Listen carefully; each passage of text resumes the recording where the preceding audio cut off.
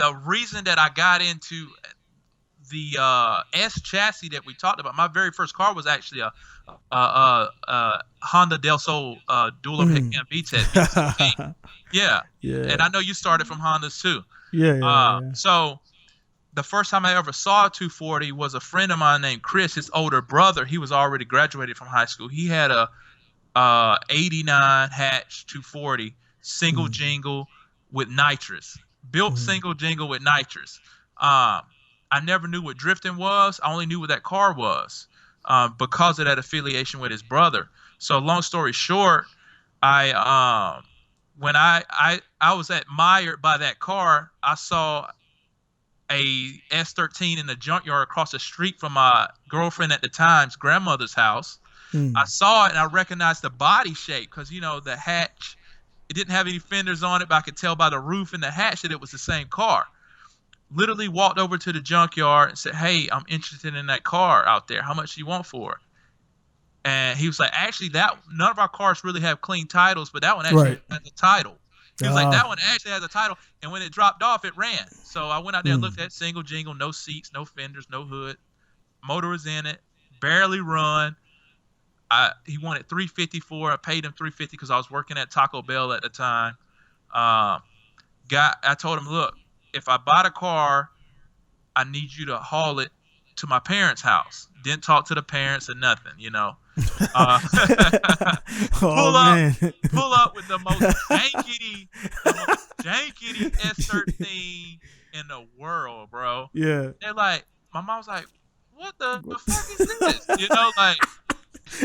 And that my dad, she called my dad on the phone because he's at work. You know, he like, works. This boy crazy. Yeah. Crazy. And I was like, "No, Mama, build this car." But it's like, "No, get that shit out of here." So my dad got home. He was pissed because she aggravated him at work about the car. Right. And I said, "Look, if I put a cover on it, will you let me keep it?" Because they were like, "You got to get it out of here. You got to get it out of here." I was like, "Look, if I buy a cover and put a cover on it, will you let me keep it?" They're like, "Yeah, you're gonna have to put a cover on it." And what I feel like, well, I'm gonna build it, right? Like that thing ugly as shit. Ugly as hell. Yeah, straight out the junkyard. Yeah. And no joke, my dad, he was mechanically inclined, but he he was burnt out on that stuff, so he never shared that any of that information with me, other than like brake jobs and stuff like that, but not any performance stuff. So I learned all that on my own. But I took that chassis and built it up, sure enough, and got into the S chassis that way. I had a buddy that worked for a shop in Macon, and he showed me how to build an SR harness. This was before any like forums any wiring specialty, none of that was existed. So we built the harness from scratch. I bought the SR, swapped it. Literally took me like a year and a half to buy the SR and whatnot. But that's how I got into the S chassis. I didn't even know hot version, initial D, best mode. I didn't know none of that exists. The first time I saw any initial D or Keiichi Tsuchiya, I was in the college library and I was looking up, you know, like S13, and a Touge video popped up of the Touge special hot version. And I used to watch. I didn't even know they watched the Touge stuff. And from that point forward, I learned more about different chassis because at that point I only knew about Hondas and S13's. I didn't know anything else. And once I started learning that, I started reading the magazines more, learning about different chassis, and it just kept building. And that's why I'm so strong on the Touge stuff. That's why my shop is named after that, because that initial lust came from finding those videos by random. I didn't even know it existed. But yeah, man, I'm definitely gonna clip that out, man. That was hilarious because it is, again, man, relatable stories, man. I didn't know that was a thing because you beat me because my first S13 was $1,000. Bought it with four ball tires, and I drove it back with I bought this S13 license plate off eBay. Had the little S13 with the little kanji on it.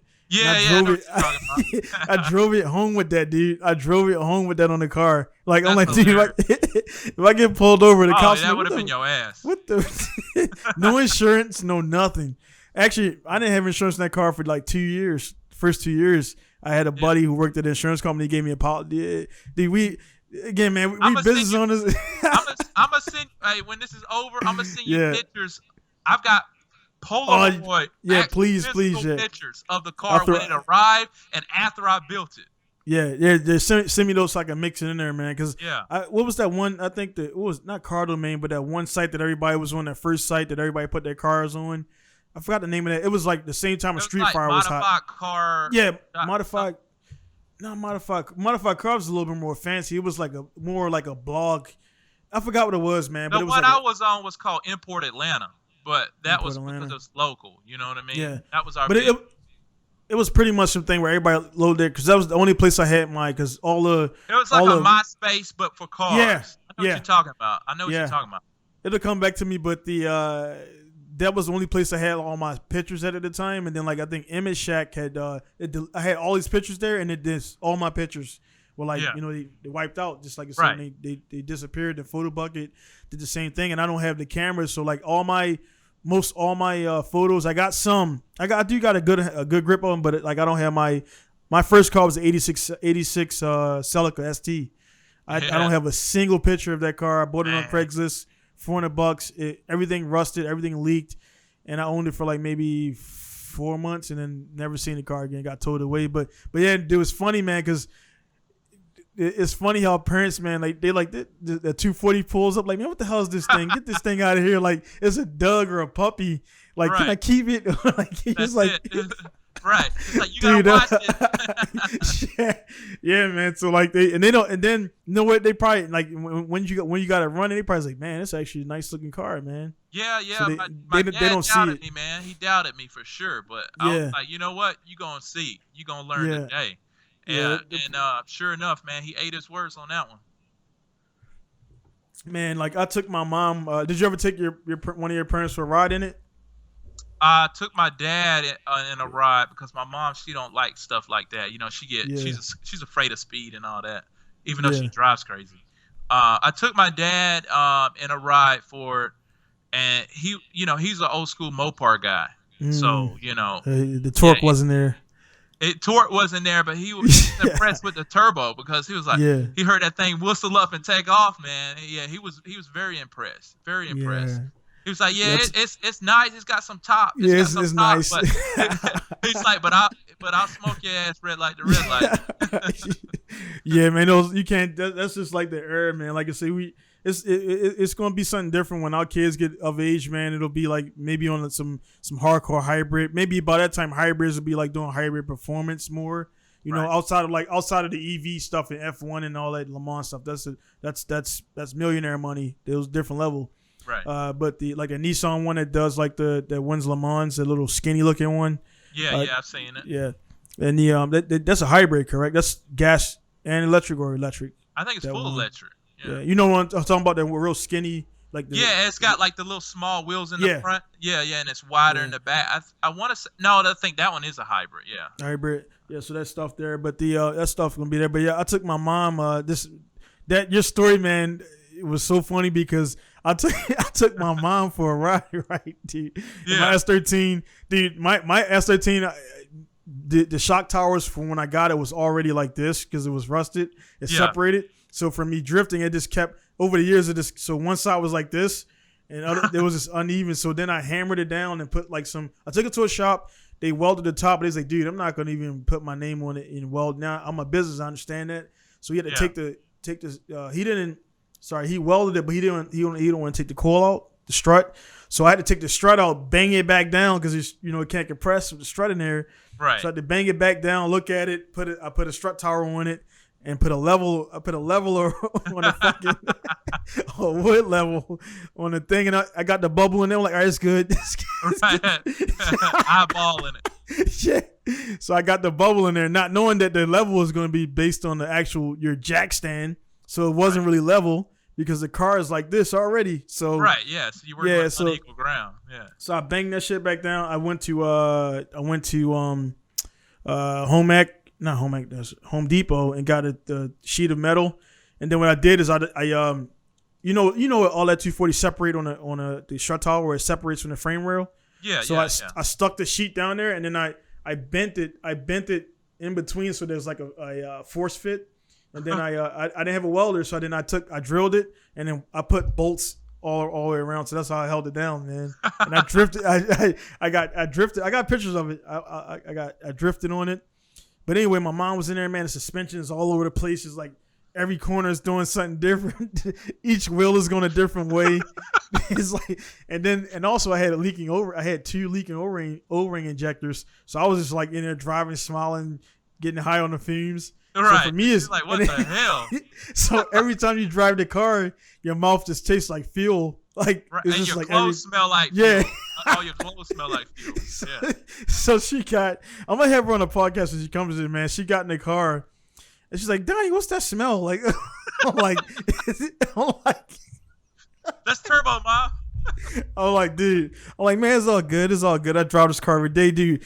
I drove her around a block. she got lightheaded, dude. She got dizzy. And then she's like, no, I gotta get out of here. Just she was not impressed. Nah, dude. She's like, oh no, I can't. Yeah, man, it's so funny. Like when you get somebody that knows nothing about cars, they give you such honesty. Yeah, such honesty. Dude. I mean, now knowing what I know now, I'm like, dude, I can't believe because it's your first car, man. It's like that joy of you get your license and you get your registration, insurance, and it's that freedom, man. I went to Atlanta. I didn't go to Atlanta. I went to we would always go to New York, Jersey, and Pennsylvania because it's right there. But but just having that freedom, dude, to like go, you got your own fuel, and it's all your own stuff. Man. Everything is yours, man. So I was just happy to have a car, man, and so every little fault, is whatever, man. It's for us, but for people who don't know, like, duh, man, they used to drive in their Daewoo or their Kia or whatever the hell they driving in the hood, that they think this hood rich. And like, she got in the car, man, got all dizzy, like, yeah, never got my car again. And it was only like, she was like, nah, I can't do this. So now she'll probably come in. Yeah, she'll come here now and see what I've got now. You know, everything. I got the sound deadener in there, full interior, all the fumes and all the gases are in the engine bay, not inside the cabin. And I was just like, I was wondering why I would drive to work and I would get tired. I'm like, oh, now I know, because I had a fucking exhaust leak in the carbon.